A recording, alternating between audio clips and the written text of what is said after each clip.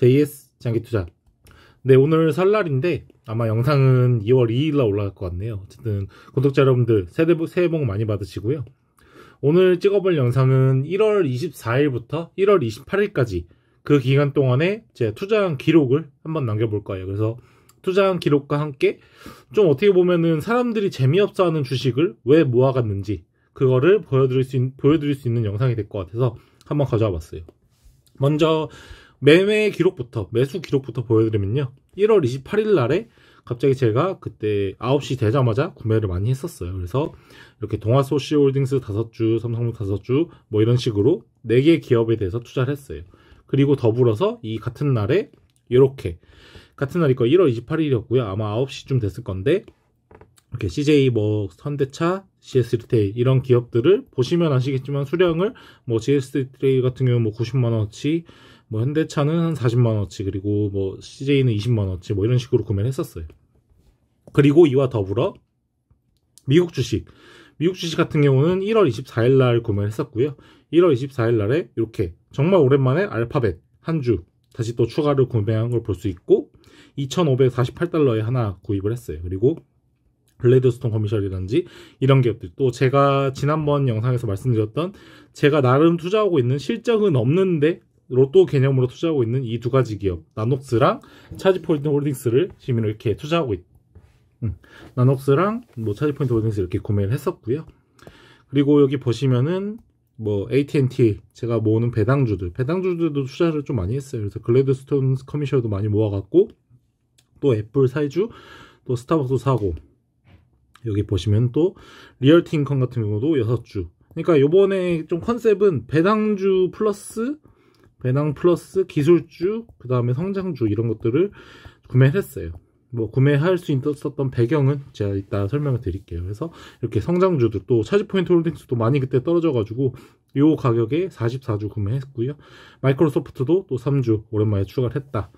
이렇게 말씀드릴 수 있을 것 같아요. 그래서 좀 약간 의아해 하실 거예요. 구독자분들 보시기에는 월급이 그렇게 이 정도까지 크진 않을 텐데 어떻게 1월 24일 날에 이렇게 또 많은 주식을 구매를 했고, 그 다음 또 1월 28일 날에 어떻게 이렇게 한국 주식을, 또 거의 한국 주식도 지금 금액으로 보면은 한 300만원 정도 되죠? 아마 한국 주식이 한 350 정도 구매를 했었고, 미국 주식은 이게 한 거의 400이었나? 한 500만원 정도? 거의 한 800만원 정도 됐을 거예요. 그래서 이렇게 구매를 했었던 이유는 요 캐치화면에 나와 있어요. 그래서 지금 제가 단 1월밖에 안 지났음에도 불구하고 2020년도 미국 주식 양도세를 보면은 157만원을 지금 부과되는 걸로 나와 있어요. 그래서 157만원이면 아직 250만원까지니까 100만원의 한도 남아있긴 한데, 지금 2020년 1월에 벌써 150만원은 한도를 채웠다 할 수 있죠. 250만원까지 세금이 면제되니까요.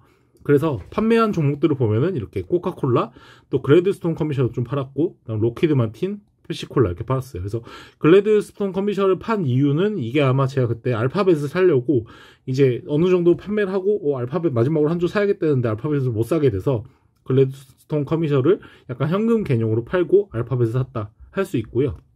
나머지 기업들, 이 코카콜라, 펩시콜라, 그다음에 로키드 마틴, 이 중에서 사실 뭐 코카콜라나 펩시는 모든 사람들이 좀 약간 많이 구매를 하는 편이긴 하죠. 보통 이제 미국 주식에서 약간 적금 개념으로 접근하셔서 투자를 하신 분들이 많더라고요. 배당률도 한 3%대 나오고, 또 그리고 망할 일이 없는 기업들이고, 사실 코카콜라, 펩시콜라 같은 경우는 굉장히 돈을 잘 벌고 있기 때문에 투자를 하시는 분들도 꽤 있긴 있죠. 하지만 보통 이제 뭐 기술주나 성장주를 좋아하시는 분들은 이 세 개 기업은 절대 이제 이 기업엔 투자 안 한다 하는 기업인데, 저는 꾸준히 분할 매수로 조금씩 모아가서 뭐 많은 금액은 아니지만 이 정도 구매를 했고, 요걸 팔고 아까 보여드린 그런 주식들을 샀다 할 수 있어요. 그래서 이 세 가지 기업이 가장 좋았던 게 뭐냐면, 사실은 이 주가 변동이 크지가 않아요. 주가 변동이 뭐 예를 들어서 제가 가지고 있는 종목 중에서 보면은 뭐 알파벳이나 마이크로소프트, 뭐 애플 이런 기술주들은 굉장히 많이 올라갔어요. 그리고 최근에 빠질 때도 좀 많이 빠졌죠. 그래서 제가 투자를 한 측면이 있고요.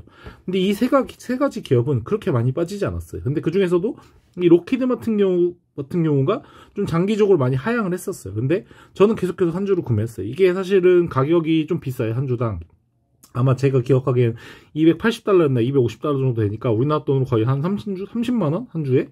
3, 40만원 되는 금액이기 때문에 사실 한 주 한 주 모아가기가 쉽지는 않았는데 계속 구매를 했어요. 저는 로키드 마틴 제가 아마 영상 유튜브에 올린 거 보면은 왜 구매했는가 해서 로키드 마틴을 투자한 이유에 대해서 설명을 하고 그때부터 이제 한 달에 월급 받을 때마다 한 주 한 주 가끔씩 모아갔거든요. 근데 정말 사실 사람들이 매력적일 만한 요소가 없어요. 주가 변동이 크지도 않고 많이 오르지도 않고 많이 떨어지지도 않고 배당률도 한 3%대밖에 안 되고 그래서 굉장히 인기가 없었는데 제가 구매했던 이유는 뭐 물론 우리나라가 로키드 마틴에 돈을 많이 쓰니까 그걸 가져오는 측면에서 배당을 받겠다고 산 것도 있긴 있지만 사실은 지금 같은 시기를 위해서 약간 조금씩 모아갔다 할 수 있어요. 그래서 이렇게 기술주들이 좀 약간 많이 떨어지고 그리고 뭐 전쟁 분위기, 뭐 우크라이나나 러시아가 뭐 전쟁한다 그러면서 최근 3개월 동안 로키드 마틴 주가는 많이 오른 걸 볼 수 있거든요. 그래서 계속해서 이게 아마 나녹스나 차지포인트와 더불어서 AT&T 그 세 개가 제가 지금 계속 마이너스인 종목들인데 로키드 마틴도 그 하나에 포함해서 4개 종목이 되게 마이너스가 오래 갔어요. 특히 로키드 마틴도 마이너스 뭐 한 12%? 10%까지 계속 떨어졌었는데 최근 3개월 동안 많이 올라서 이게 아마 익절을 제가 한 11%였나 12% 정도의 익절을 하고 그동안에 또 2년간의 배당을 받고 그런 걸 생각해보면 굉장히 많은 수익을 냈다 할 수 있죠. 그래서 이렇게 현금과 같은 적금과 같은 기업들 코카콜라, 로키드 마틴, 펩시콜라 이런 것들을 팔아서 제가 아까 보여드린 기술주들 뭐 마이크로소프트, 알파벳, 애플, 뭐 나녹스, 그 다음에 차이포인트 홀딩스 이런 기업들을 투자했다 이렇게 말할 수 있을 것 같아요.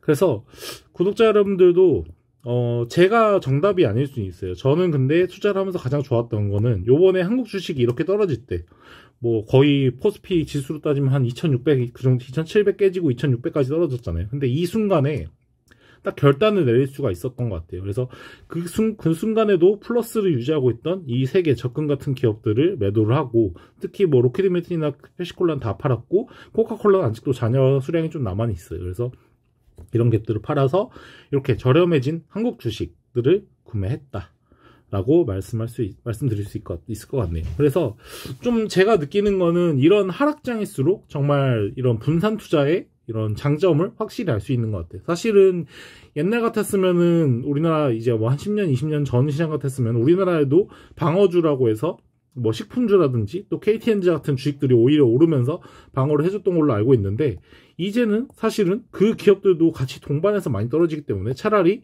미국 주식의 방어주인 뭐 코카콜라, 펩시콜라, 로키드 마틴, 뭐 3M은 좀 아닌 것 같긴 하고 어쨌든 이렇게 뭐 존슨앤존슨도 괜찮은 선택지가 되겠네. 이렇게 적금식으로 주가가 많이 상승도 없고 하락도 없는 이런 종목들을 꾸준히 모아가다가 이렇게 하락장이 왔을 때 특히 국내 주식이 굉장히 하락장을 세게 맞잖아요. 이런 순간에 이런 주식들을 팔고 국내 주식과 또 이렇게 많이 떨어진 기술주들을 사는 게 괜찮은 선택이지 않나 저는 그렇게 생각하고 저는 이번에 그렇게 매도를 해서 아마 요거 다 합치면은 금액이 한 900만 원 정도 됐을 거예요. 그래서 900만 원 정도 팔아서 150만 원의 차익을 남겼다라고 말씀드릴 수 있네요.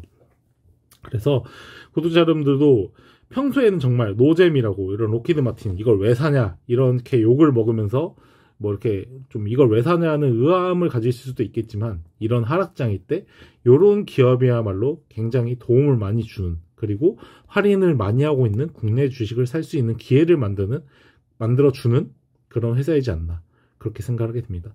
네, 구독자 여러분들 2월이 시작됐는데요.